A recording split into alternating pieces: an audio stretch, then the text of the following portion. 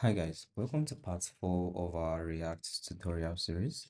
So in this video, we would be going over how to update our to-do application. So from what you can see for now, when we click on this, it's not editable because it has a fixed completed state, right? So what we want to do is we want to make sure when we check this, we get a strike through that this task has been completed. And when we also do a check on this, this would be reverted to uncompleted tasks as well.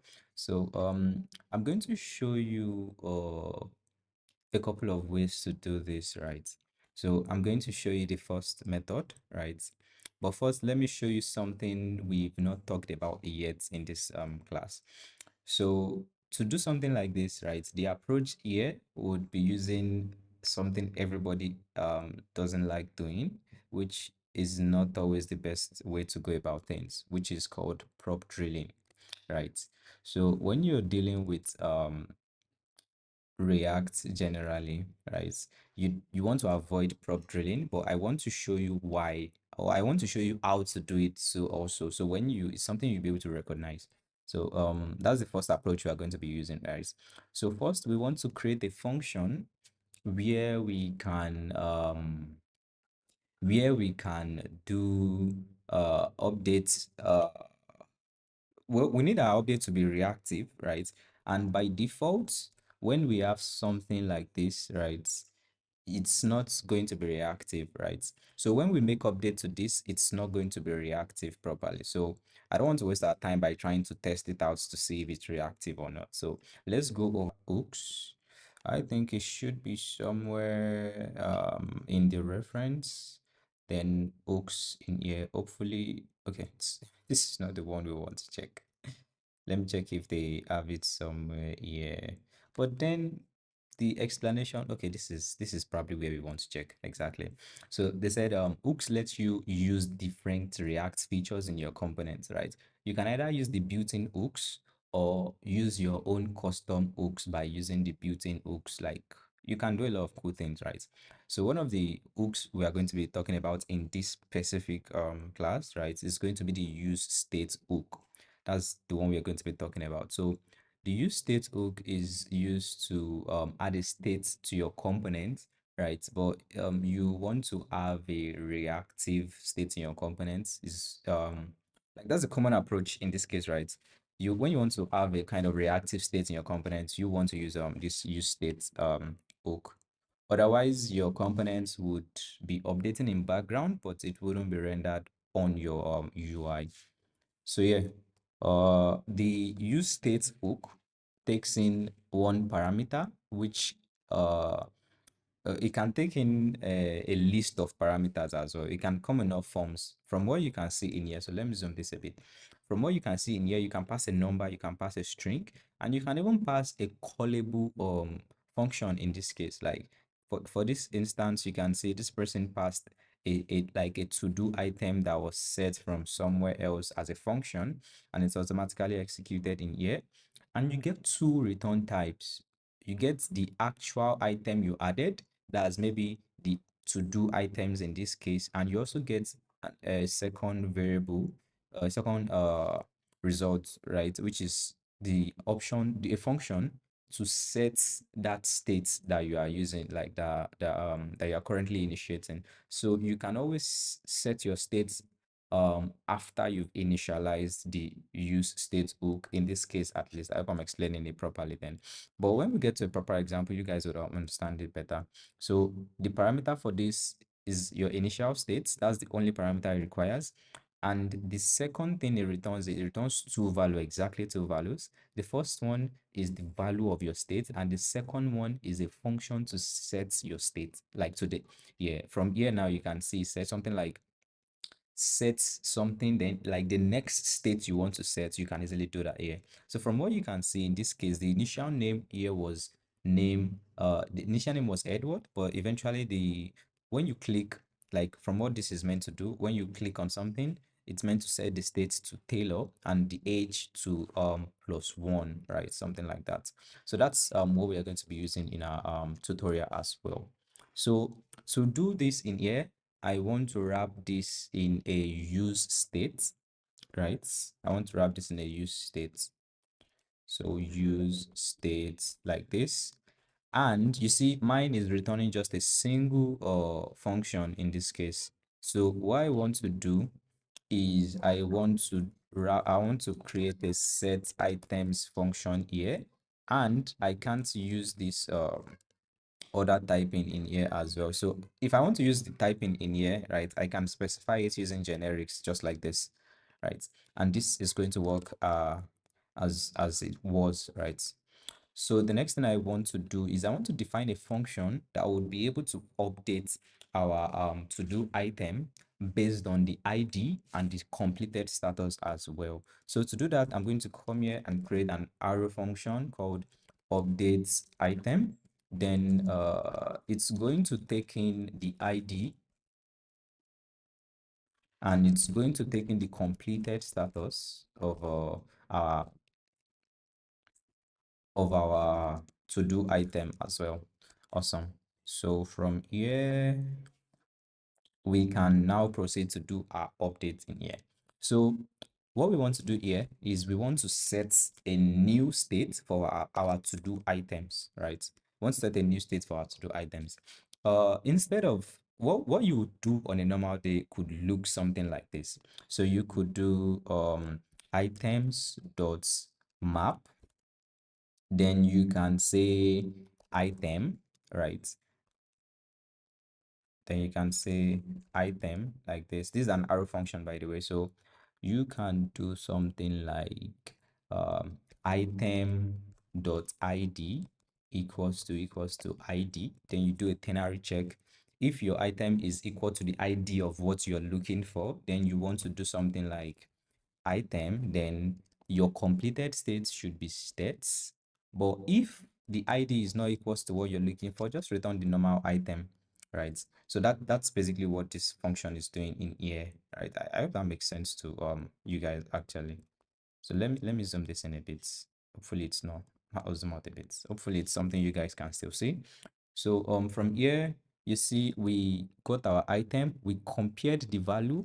If it is equal to the ID the function is passing, right? If it is equal to it, that means we found our to-do item and we want to update the completed state. And if it is not equal to our ID, then we want to just leave the default state as it is. Awesome. So the next thing we want to do here, right, is you might want to pass in your, what do they call this thing? Yeah, you want to pass in your to do your update item to your to-do list. So this is where the prop drilling thing I was talking to you guys come in. So in here, I want to pass in my update item function, right? But I have not declared the update item function in my to-do list. So let's go and do that right now. So in my to-do list items, I would declare this, right? And it is going to take in two variables. I'll declare a function. So you can pass a function to the to-do list component. So I'm going to declare two variables in this case. So the first one is going to be the ID. That would be a number type. Then the second one would be a completed state, which would be a Boolean in this case. So it's going to return a void because the function doesn't return anything. So this should yeah, this should be fine. Awesome. So the next thing we want to do, we want to have a way for our to do item to receive this component as well, to receive this update item function rather, right? So I'm going to copy this function, then go to my to do item. Let me close my CSS file, go to my to do item, then declare this function as well in here. But what I want to do is I want to make this optional, because if I don't make it optional, from what you can see here, now I have to be passing the function one after the other in this component, which is not something I want to do. So I'm going to come to my to do item and make this optional, right? So once that is done, I can have what can I have actually? So yeah, I can do an on click event in this case, right? Or rather an on change event. So that's another thing we're talking about in this case, right? So if you're familiar with JavaScript, there is something called event handling, right? So in this case too, we can handle events in our React application using the standard JavaScript events JavaScript DOM events we are also familiar with. But in this case, if you were using something like on click in in your JSX, your normal JavaScript and React, your HTML setup, right? In this case, they follow this convention. I think this is the I don't know. I think it's Pascal case or something. I don't remember the case to be honest. But let me be sure. I don't want to teach you guys rubbish. So camel case is I don't want to teach you guys rubbish by the way. So let's properly check which is which. Yes, so I think it's camel. I'm not sure if it's camel case. I think it's Pascal, by the way. I think it's Pascal Kissing. So, but yeah, okay, it's Camel Kissing, sorry. So, from what you can see here, Camel Case starts with, please don't ask me to sign. I just want to check something basic. Camel case is when your variable is starting with a small letter, then the next word in it starts with a capital. Then for Pascal, the first word would always start with a capital letter, then so on and so on, right? So the convention for events in JavaScript, in JSX, React JSX, basically, it's exactly like that. So use a camel case. So you say on, then you can see we have on abort, on capture, on animation end, on blah blah blah. Then, but the one we need here is the on change event, right? So we want to use the on change event. Then we pass in an arrow function here. Then we want to do props dot update item, right? And it's a function, but we want to conditionally call the function. So we can use this syntax from TypeScript. I don't really remember the name as well. So you use this it's just like you're doing a ternary check, but you can call the function as well. So you can do question mark full stop, then you can add your your function parameters in here, your function arguments, right? So the first one you want to add in here is props dot id. Then the next one you want to add is going to be props dots completed. But what you want to do in this case is you want to negate the completed status, because when you are updating your function, if it is completed and you click the checkbox, it should go to uncompleted. So if it's uncompleted and you click it, it should go to completed. So basically what is happening in that case is it's creating a negative or an opposite of the current state. So to do that, in JavaScript as well, you can just do the exclamation mark syntax. So it's going to create the opposite. So that is basically saying not completed. So it's saying when you get to this ID and you want to update the completed status, use the not completed status, like the not boolean value of it. Like I think you guys understand, right? So let's try that to see if it works. So if we check this now, I hope my server is running, by the way. So let me check my server. Yeah, my server should be running. So the next thing we want to check, yeah, which is exactly the first bug I was going to show you guys, right? In this case, right? So this is it. I forgot to, you notice in this case, right? When we passed items, of course, you'll be wondering, it's supposed to be the items from this case like this, right? But I don't think this is going to give us the reactivity we need enough, right? So if we click this, our function is properly implemented. Everything should work, but it isn't. So what we want to do here, instead of getting these items from our states in this case, right? So what we want to do is we want to use this um, syntax where we get the previous state, right? In this case, and we can just do prev.map. So what this does is it's getting the previous state of the use state component, then is letting you perform some operations on it. Then you can use that to return a new state for the entire object. So what we are doing here is we are mapping through the previous state to find if we have uh, a matching ID. Then we do an update in our completed column, in our completed attribute in here like this. So that's basically what this is doing, right? And the check here, if you're familiar with it, and I hope you are, is the ternary check, which we do question mark and all of that and all of that. So to create more clarity, if we were to create write it in a pure in a more readable way, we would do something like if item dot id equals to id, then we can do return item, then completed state like this. Else, we just do an early return of the actual item itself. And I believe this should still work. What's the error in here?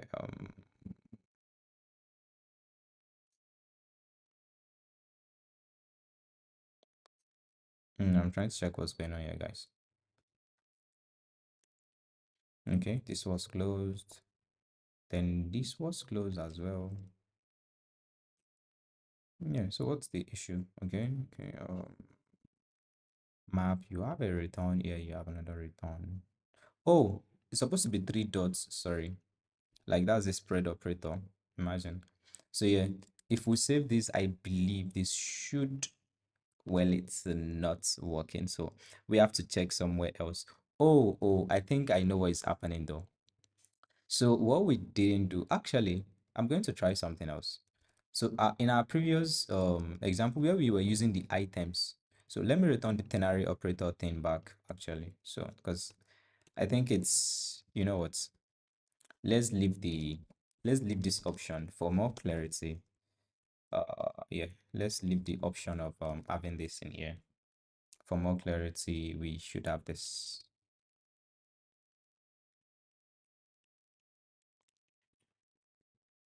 Oh boy, I'm messing things up.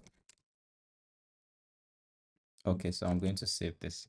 So the reason why we are not getting the proper updates, but before that, like let's I'm actually curious to see if we can use this items dot map thing, right?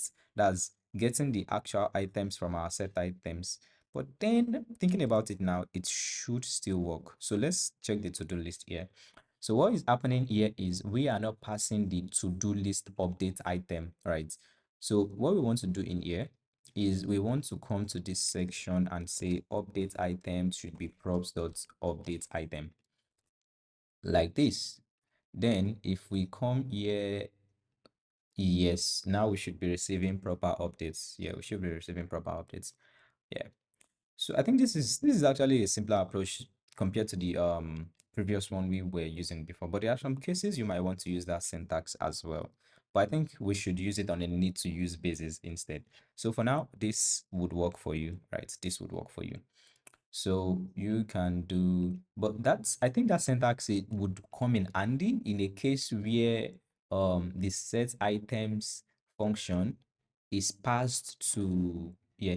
For instance, if we pass this set items function um to our component instead, you know, when we get to this to do item components and we add this update item as this set items function, we would not be able to uh we would not basically be able to get that items value. So we have to do something like actually, let me show you guys that use case. Let me show you guys our use case. So in this case as well, let's implement a delete option. Let's implement a delete.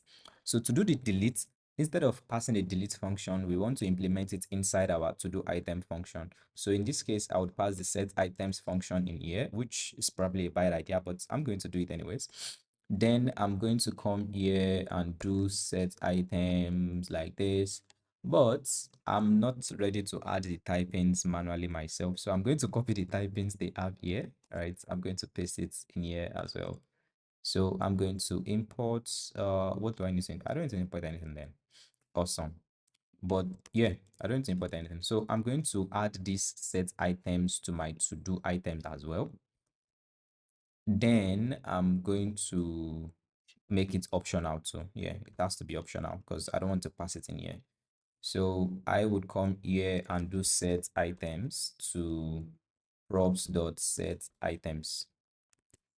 Awesome. We don't have a delete button here. So let's add that delete button, should we? Okay. Um let's quickly add that. I don't want this to be extra long, right? So what I want to do in here is I want to add some kind of footer, right? Where we can have our checkbox and we can have our button as well. So in this case, I'm going to add the delete item to the, like, I'm going to add the delete button after the checkbox. So I'm going to say delete like this. So that's what I'm going to do in this case. So I think I like this default delete button they have here. So I'm just going to use it anyways. So what I want to do is I would have a function to do deletes. I would say delete item in here. So I'm going to be requesting an ID, and I am going to do, yeah. So the set item, since the set items function is already passed, I can set it from here. But look at this now. We can do props dot set items, right? But where do we get the previous items from? This is a use case where you would want to use this syntax I'm about to show you now, right? So you can pass in a function to your set items, to your set states, what do they call it, to your set states function, right? So to do that, you can say previous, then like this. Then this would give you access to the to-do items. From what you can see here, look at this. It gives you access to the previous to-do items. So instead of having to make sure that your items value is in scope, you can always get it from the set items function. So to do that, you can just pass the syntax. It gives you the previous state. To have a more similar approach with what we did the first time, you can do something like items. It's the same thing anyways, but commonly people like to use it as a previous state and use it from there, but we can also do this. So from here, what we want to do is we want to say basically if items dot id, sorry, if, sorry, what I want to do here is actually a map here. So I want to return, actually, I want to return a filter instead. So I want to do items dot filter. So if item, okay, I would come here first, then add my check for the filter. So item dot id is not equals to id.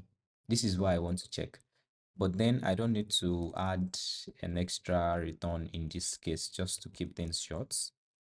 Okay, so yeah, I can basically have something like this. So from this syntax, we are saying only filter items that don't have their ID equals to the ones we are not checking, we are checking rather. So all the previous items will be included except the one we have, except the one that has the ID of what we are currently trying to delete.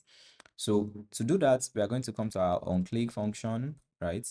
And we are going to add an arrow function here. Then we're going to do delete item like this. Then we are going to do props dot, oh boy, what did I do? Props dot id in this case. So once I click save, this should work as expected. So if I try to delete this example here, you see it's deleted. If I try to delete this, it deletes, and I can delete this as well. So I'll refresh to bring them back. So you can see the difference now, right? We can use this set state pattern where we get the item from the state function. It's the set state function itself and using our value, or we can pass it from here like this using this update item syntax. But for some reason, I feel like I prefer this second approach, right? But then I think I'm going to leave this the way it is, so you can check, you can use this as a reference to know the first pattern to setting state and the second option as well to setting the states, which is nice. So the next thing we want to do here, yeah, this is the first method, right? So I'm going to leave this as it is. This is going to actually be the conclusion of this video. It's longer than I wanted it to be already. Anyways, it's about 26 minutes. So yeah, thank you guys for watching. Be sure to share to whoever needs this kind of content. If you like the content, don't forget to share, to like and subscribe as well. And I'll see you guys in the next video.